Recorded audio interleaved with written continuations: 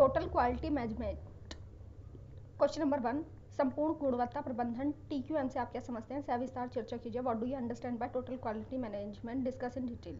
Total quality management शिक्षा में संपूर्ण गुणवत्ता प्रबंधन नई अवधारणा है। इससे तात्पर्य विद्यालय वातावरण में पूर्ण रूप से क्वालिटी गुणवत्ता लाना है। आज प्राथमिक स्तर से लेकर उच्च शिक्षा तक सभी स्तरों पर शिक्षाविद गुणवत्ता के लिए कार्य कर रहे हैं। विश्वविद्यालय शिक्षा में गुणवत्ता लाने के लिए विश्वविद्यालय अनुदान आयोग UGC एवं NAC मिलकर शिक्षा संस्थाओं को गुणवत्ता वाले मानक प्रदान कर रहे हैं। शिक्षा में गुणवत्ता लाने के लिए अध्यापकों की उच्च शैक्षिक उपलब्धियों जिनसे नेट स्लैट एवं PhD धारी शिक्षकों की नियुक्ति पर जोर दिया जा रहा है। विद्यार्थियों में गुणवत्ता लाने के लिए प्रवेश परीक्षाएं आयोजित की जा रही हैं। शैक्षिक रुचिकर का पता लगाकर ही विद्यार्थियों को विभिन्न पाठ्यक्रम में प्रवेश दिया जा रहा है। वर्तमान समय में वित्तपोषी संस्थाओं के खुलने से संपूर्ण गुणवत्ता प्रबंधन TQM की महत्ता और भी बढ़ गई है। नई शिक्षण संस्थाओं को मान्यता प्रदान करते समय निर्धारित मानकों को पूरा करने के पश्चात ही मान्यता प्रदान की जानी चाहिए ताकि गुणवत्ता शिक्षण में गुणवत्ता रहे। यदि शिक्षा में संपूर्ण गुणवत्ता की चर्चा करें तो अध्यापकों से हमें अधिक आशा रखनी होगी, क्योंकि अध्यापक गुणवत्ता बनाए रखने का सबसे अधिक प्रभावी कारक है।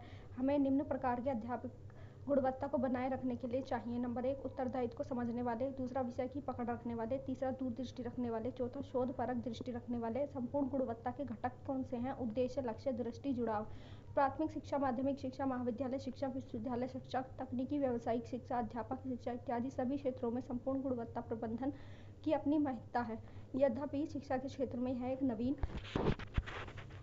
धारणा है। इसका प्रारंभ भारत में उच्च शिक्षा के क्षेत्र में उच्च शैक्षिक अभिकरणों जैसे विश्वविद्यालय अनुदान आयोग, NAC, राष्ट्रीय अध्यापक शिक्षा परिषद, NIPA इत्यादि द्वारा संपूर्ण गुणवत्ता प्रबंधन के कार्यों को शिक्षा के विभिन्न स्तरों पर करवाया जा रहा है। परंतु इस क्षेत्र में अनेक चुनौतियां भी उजागर हुई हैं, जो इन चुनौतियों को दूर करके TQM के उद्देश्यों को प्राप्त करना अधिक आसान बना सकता है।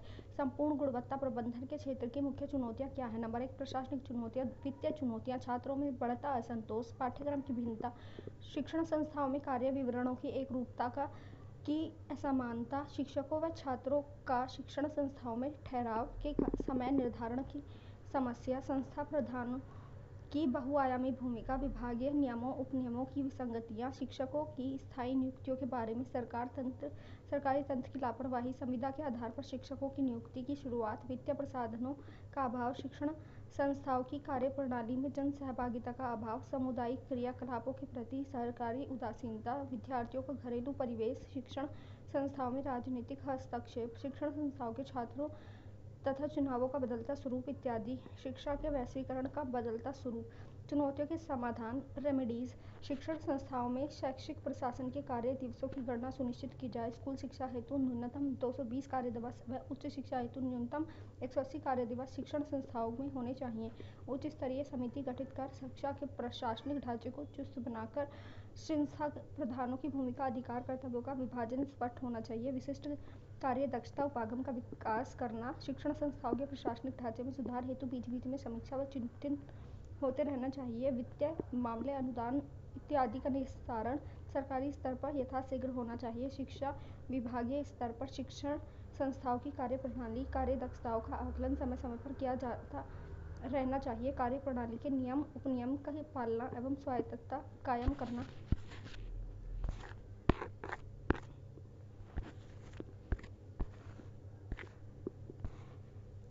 समय, प्रसाधन व ऊर्जा की बचत हेतु शैक्षिक प्रशासन के प्रभावी प्रबंधन, नियमों उपनियमों के क्रियान्वयन के संबंध में स्पष्ट इकरारनामा, स्वायत्तता।